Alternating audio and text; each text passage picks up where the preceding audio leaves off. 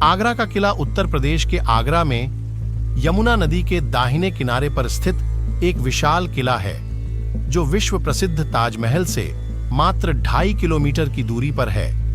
एक पूरे शहर को शामिल करते हुए इस भव्य संरचना का निर्माण वर्ष 1573 में मुगल बादशाह अकबर ने खुद किया था, जब आगरा को नई दिल्ली से स्थानांतरित कर दिया गया था। तो आगरा किला वर्ष 1638 तक मुगलों का मुख्य निवास स्थान था। अपने ऐतिहासिक महत्व और अनूठे निर्माण के कारण आगरा किले को यूनेस्को की विश्व धरोहर के रूप में भी सूचीबद्ध किया गया है। आगरा का किला मुगलों द्वारा निर्मित सबसे खास स्मारकों में से एक है और इसमें काफी भव्य इमारतें हैं। यह मुगल शैली की कला और वास्तुकला का एक आदर्श उदाहरण है और आगरा में सबसे अधिक देखे जाने वाले पर्यटन स्थलों में से एक है। विशुद्ध रूप से लाल बलुआ पत्थर से निर्मित किले के परिसर के भीतर पर्ल मस्जिद, दीवान ए खास, दीवान ए आम, मोती मस्जिद और जहांगीरी महल जैसे मुगलों के सबसे उत्तम वास्तुशिल्प हैं।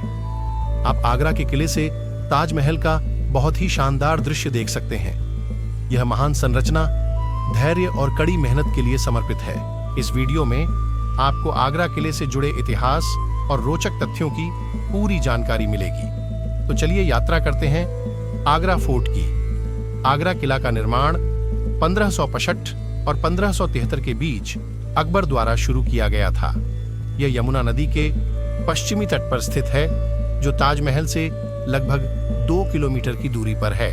आगरा कभी दिल्ली की राजधानी हुआ करता था। सिकंदर लोदी दिल्ली के पहले सुल्तान थे, जिन्होंने अपनी राजधानी को दिल्ली से आगरा स्थानांतरित कर दिया था। उनके बेटे इब्राहिम लोदी ने किले पर कब्जा कर लिया था, जिसे तब पानीपत की पहली लड़ाई में हारने तक 9 साल तक बादलगढ़ के नाम से जाना जाता था। जब बाबर ने अपने बेटे हुमायूं को आगरा भेजा, तो उसने बादलगढ़ किले पर कब्जा कर लिया और एक विशाल खजाना जब्त कर लिया, जिसमें प्रसिद्ध कोहिनूर हीरा भी शामिल था। 1530 में हुमायूं का राज्याभिषेक हुआ। शेरशाह सूरी को हुमायूं की हार के बाद मुगलों ने फिर से किले को खो दिया। वर्ष 1558 में जब अकबर आगरा पहुंचे, तो उन्होंने शहर के महत्व को महसूस किया और आगरा को अपनी राजधानी बनाया। अकबर ने बादलगढ़ किले के अवशेषों को फिर से हासिल किया और इसे राजस्थान के लाल बलुआ पत्थर से पुनर्निर्मित किया।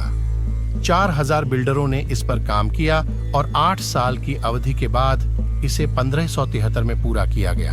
हाँ, जो अकबर का पोता था ने अपनी जगह बनाने के लिए किले की कुछ इमारतों को नष्ट कर दिया, जो आज भी आगरा किले को प्रस्तुत करता है।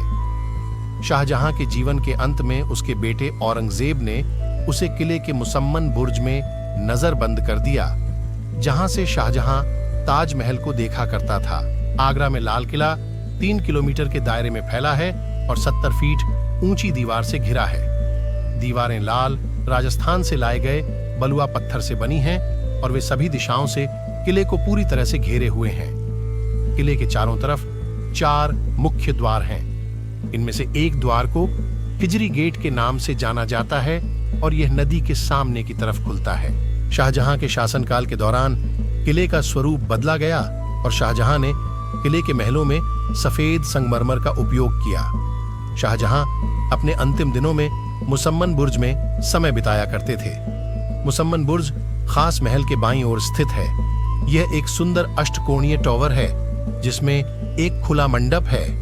कहा जाता है कि शाहजहां इसी स्थान से ताजमहल को देखता था। आगरा किले की वास्तुकला से जुड़ी एक दिलचस्प किंवदंती भी है। कहा जाता है कि किले के शाही कमरों को इस तरह से बनाया गया था कि वे गर्मियों के दौरान भी ठंडे रहें। आगरा किला मूल रूप से एक सैन्य रक्षा के रूप में बनाया गया था। इतिहास के अनुसार किला एक दीवारों वाले महलनुमा शहर में तब्दील हो गया। अंग्रेजों ने अपने सैन्य अभियानों के लिए इस किले का इस्तेमाल किया था। वास्तव में इस कैनन के विपरीत तरफ आपको ब्रिटिश जनरल का मकबरा भी देखने को मिलेगा। दोस्तों, अगर आपको वीडियो अच्छी लगी तो वीडियो को लाइक करें और चैनल को सब्सक्राइब करें।